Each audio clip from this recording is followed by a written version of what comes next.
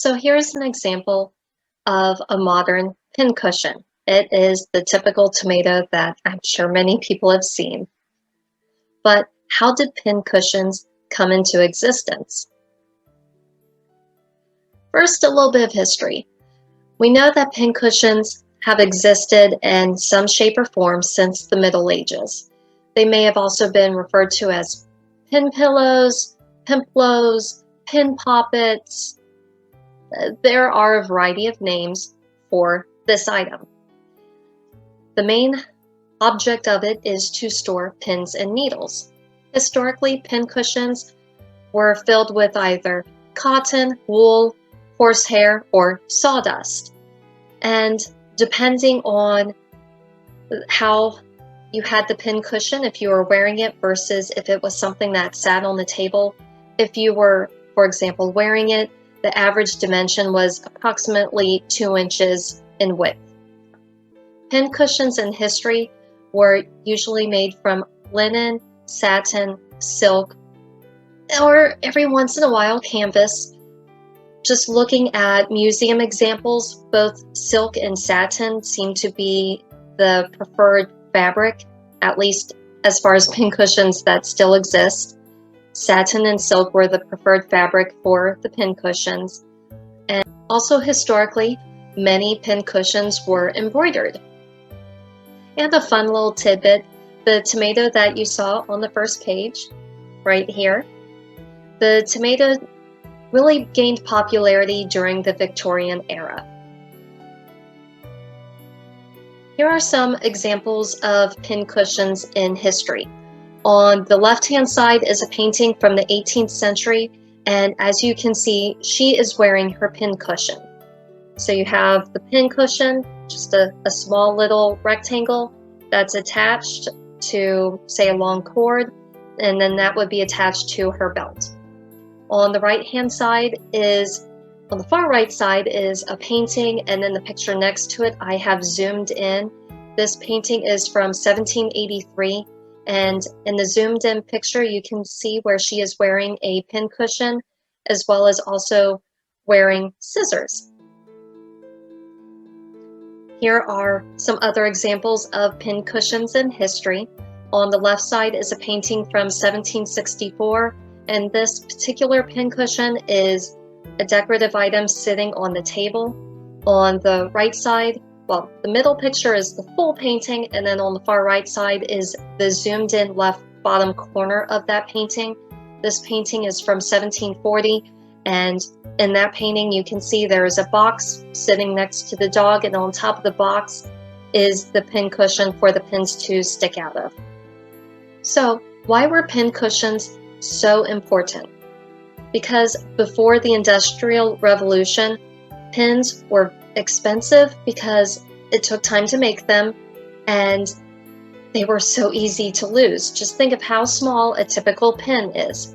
Now, depending on what you needed the pin for would then determine the size. Pins were used for everything, especially in women's fashion. You had large pins that would be holding up your farthingale. You could have smaller pins holding up your sleeves. Say you were wearing a partlet. The partlet is, in Tudor fashion, you have a square neckline, and then you have a partlet that would go over it. That could be for modesty. That could be for just to help keep you warm. But when you're wearing the partlet, usually at the very bottom in the front, you would have a pin to close the partlet because it goes up over your shoulders like a shawl, and then pin right here. You could have had pins in your veil. There were pins for many different things to hold up many different parts of your daily ensemble. But if you're wearing it, you're using it, you're walking, you're running, you're dancing, you're doing something, chances are sooner or later you are going to lose a pin off of your sleeve, your partlet, your veil, somewhere, and then you have to replace that pin because, well, if anyone has lost a straight pin before, a modern straight pin, they're about 1 inch long, silver, very easy to lose, especially in carpet. Before the Industrial Revolution, pins and needles were expensive because it took time to make these items. And so you wanted to hold on to the pins and needles that you had. But just the same, because they were expensive, you wanted to, for example, in the picture on the left side, show off your wealth. We know through the Tudor period, they wanted to show off their wealth, that they had satin or velvet, that they were wearing their furs, their pearls, they had jewels attached to their clothing. They wanted to show off their wealth. Well, for the everyday person, being able to show off your pins, your needles, that was a way to demonstrate the wealth that you had, and also be able to keep what you had. Think of it as keeping it under lock and key. That way, it was on your person if you were wearing it, and you knew exactly where those pins and needles were at all times whenever you needed them.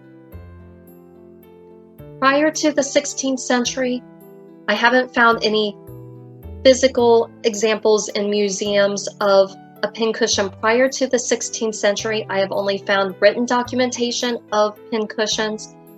But the picture on the left here, this is from a painting from about 1480 to 1490.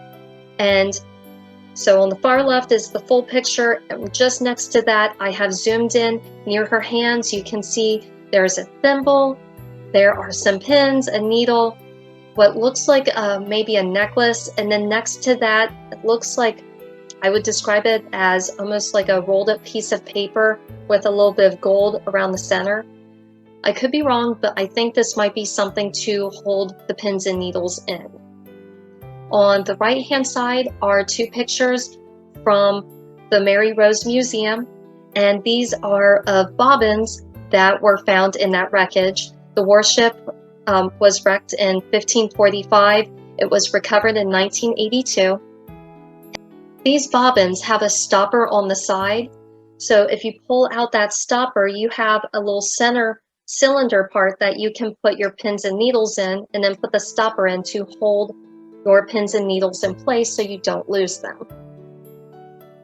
And then further into the 16th century, on the left-hand side is an example of written documentation that I found where a pin pillow existed. In the listings of the New Year's Eve gifts for Queen Elizabeth from 1561 going into 1562, Mrs., if I mispronounce this, I'm sorry, Skipwith, gave Queen Elizabeth a cushion cloth wrought with black silk and fringed with gold and purple silk with a pin pillow embroidered. Well, pin pillow embroidered to me tells me it's a pin pillow. This is the first example that I have found of a pin pillow existing as a pin pillow of what we can think of being a pin cushion in today's world. On the right side is a picture of a needlework bag and a pin cushion that is presumed to have belonged to Queen Elizabeth I. So the larger drawstring bag is the needlework bag, and then the little one next to it, the little square on a cord, that is the pin cushion. Here's a painting from the very end of the 16th century in 1600. The left-hand side is the full painting. On the right-hand side is zoomed in to what is on the table. And if you look, you can see pearls, a brooch, but then just above the brooch, there appears to be a large rectangular, I'll describe it as a pin pillow, but you can see there are a whole bunch of pins sticking straight up out of this cushion. And this is a portrait of Elizabeth Vernon, who was the Countess of Southampton, and again, this is from 1600.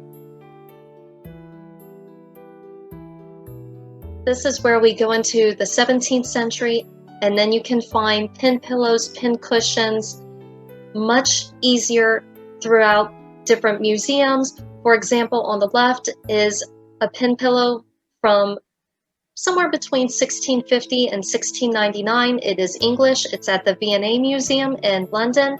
On the right side is another pin pillow from the V&A Museum. This one specifically is 1652. We know because it's embroidered on the pin pillow. And some more examples of pin cushions or pin pillows from the 17th century. On the left-hand side is a pincushion.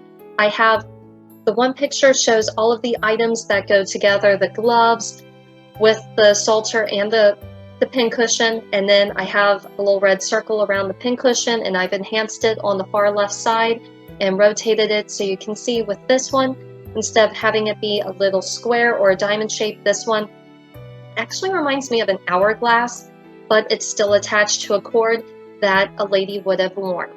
On the right side is a pincushion along with the larger drawstring bag, which is listed as a sweet bag, and a knife case.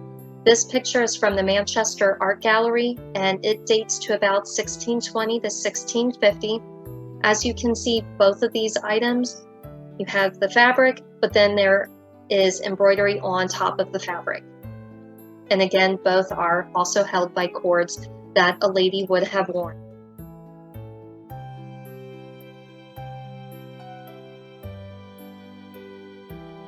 Into the 18th century. On the left-hand side is a pincushion from the V&A Museum, and this one is Italian.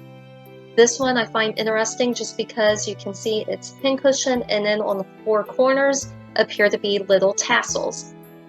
And on the right-hand side is a pin pillow from 1745. This one is at the Met.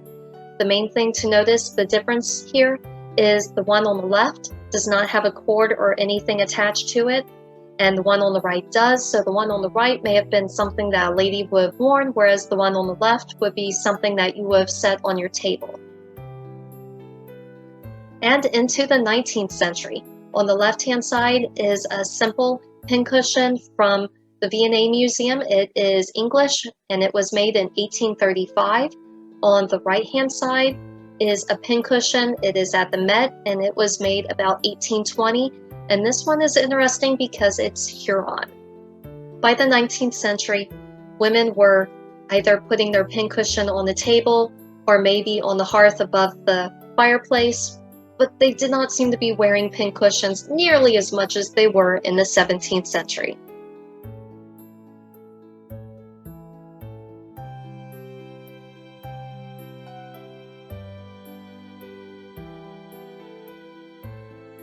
If you have questions or would like to see the paintings that were viewed in this video, here is my Works Cited page, and more on my Works Cited page. Thank you for checking out my YouTube channel. If you enjoyed this video and would like to watch more of my videos, please follow the links on the side of the page. Please select thumbs up that you like the video. It helps with the algorithm. If you have any questions or comments, please post them below, and please click subscribe and ring that bell to be updated when new videos come out.